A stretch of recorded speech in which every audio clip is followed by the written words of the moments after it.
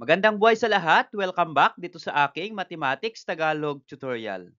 Sa video na ito ay papaliwanag ko sa inyo about parallelogram on how to solve diagonals. Given po yung ating figure, we have parallelogram COME or COM and there are two diagonals. So the measurement of line segment EP is x plus 1 and line segment OP is 2x minus 9. Now, how to calculate the value of x mula po dito sa ating given? At ituturo ko din sa inyo how to find the length of the diagonal OE. So ipapaliwanag ko po yan sa inyo step by step. Okay, so let's start with number 1 example. So we are going to find the value of x and the measurement of side or line segment EO. Mula po dito sa ating parallelogram COM or COME. Okay, so ano nga po ba yung concept ng diagonals of parallelogram? Kasi yung given po natin ay two diagonals or intersecting diagonals. Okay. Ang concept po or ang property po ay the diagonals of a parallelogram bisect each other.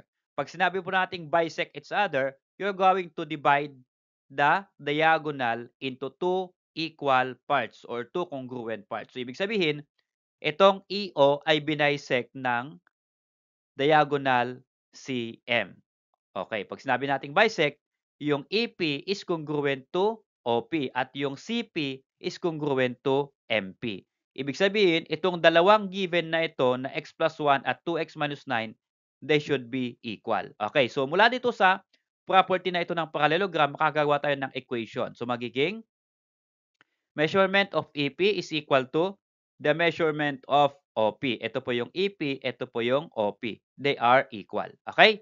Substitute natin x plus 1 for EP at for OP naman ay 2x minus 9. Okay, so now, we have now simple equation. X plus 1 is equal to 2x minus 9. Since yung numerical coefficient ng x dito ay 2, dito ay 1, so para di po tayo malito sa pagsosolve, pagpalitin po natin itong left and right ng equal sign para nasa left ay mas malaki po yung numerical coefficient ng x. So ito po ay yung 2x minus 9, ito po yun, at x plus 1, ito po yun. So wala pong mababago, pinag-change ko lang po yung position ng left and right ng equal sign. So ang purpose po nun, ito pong x na ito ay isama natin yung sa x dun sa left side. So lahat po ng variable term na may variable x, lagay natin sa left ng equal sign at yung walang variable x ay sa right ng equal sign. So ito po ay 2x, remain po siya kasi may variable x. Ito pong x na nasa right, ilipat natin. So change the sign if you're going to transpose to the other side of the equation. Okay? So 2x then minus x. At ito naman pong minus 9, ilipat natin sa right, isama natin sa positive 1. Okay? So is equal to yung positive 1 at yung 9, minus 9 magiging plus 9. Okay? Then subtract natin, 2x minus x is 1x or x na lang is equal to 1 plus 9 equal to 10. So the value of x in our figure ay equal to 10. So, since nakalculate na po natin yung value ng x na 10, then makakalculate po natin yung letter B question, the measurement of diagonal EO. Ito pong diagonal EO na yan.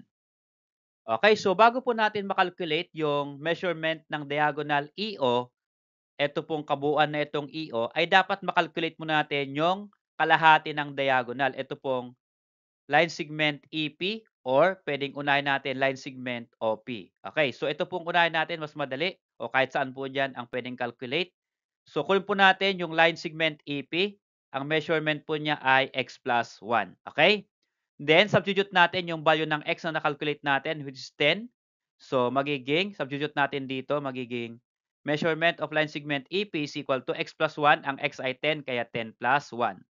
So, 10 plus 1 is equal to 11. So, ibig sabihin, kapag itong EP na ito ay 11, okay, ilagay natin 11. So, ano po ang measurement ng line segment OP? Since sabi natin, bisect each other, so kung anong measurement nitong EP, gawin din yung measurement ng OP. So, ibig sabihin, itong OP is also 11. Okay? So, Ang EP ay 11, yung OP is equal to 11 also. Since ang kinukuha natin ay itong kabuuang OE or diagonal EO, i-a-add lang natin yan. 11 plus 11 is equal to 22. And then since length yan, lalagyan po natin ng units. So, 22 units po ang length ng diagonal EO. Okay, so how about this number 2 example? The question is, we are going to find the value of x in the figure at yung measurement of line segment CM. Ito pong line segment CM. Ito pong buong diagonal. So again, ang concept po ng diagonal, diagonals of parallelogram bisect each other. So ibig sabihin, itong CP is congruent to MP. So ito pong dalawang given na ito ay i-equal lang po natin para makalculate po yung value ng x. Okay? So yan na po. Ito po yung 3x plus 7 at ito po yung x plus 19. So they are equal. So yung 3x ay nasa left na. Mas malaki yung 3 kaysa sa 1 na numerical coefficient ng x. So hindi na po natin kailangang baliktarin. Okay. So 3x remains sa left at yung x lipat natin sa kabila ng equal sign sa left magiging minus x is equal to 19. Yun namang plus 7 pag nilipat natin sa kabila magiging minus 7. Okay, what is 3x minus x? That is 2x is equal to 19 minus 7 is equal to 12. So dito sa case na ito, may kasamang 2 yung variable x. Dapat ang hanapin natin ay x. So remove x or remove 2 para x na lang dito by dividing 2 to both side of the equation so that we can cancel 2 here.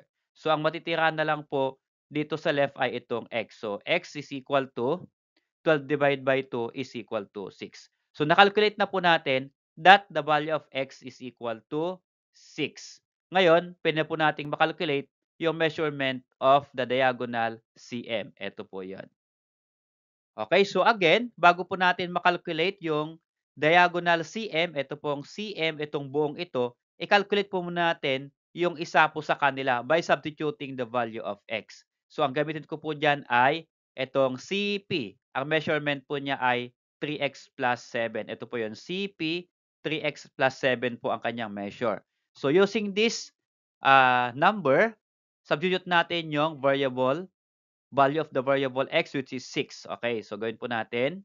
So it's become 3x, that is 3 times x, so 3 times 6, then bring down plus 7. What is 3 times 6? 18, and then bring down plus 7. 18 plus 7 is equal to 25. So ibig sabihin, ang measurement ng CP ay, ito po ay 25. Ibig sabihin, itong MP is also 25. Kasi dapat equal po sila, di ba? So kung ang CP ay 25, ang MP naman po ay 25.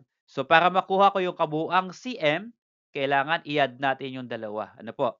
So 50 or 25 plus 25 is equal to 50.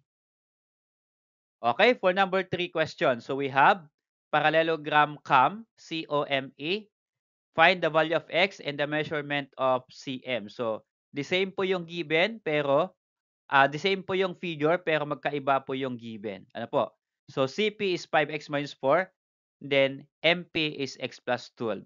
Okay, so pwede po ninyong i-calculate or i-solve kung ano po yung value ng x at measurement ng line segment or diagonal CM.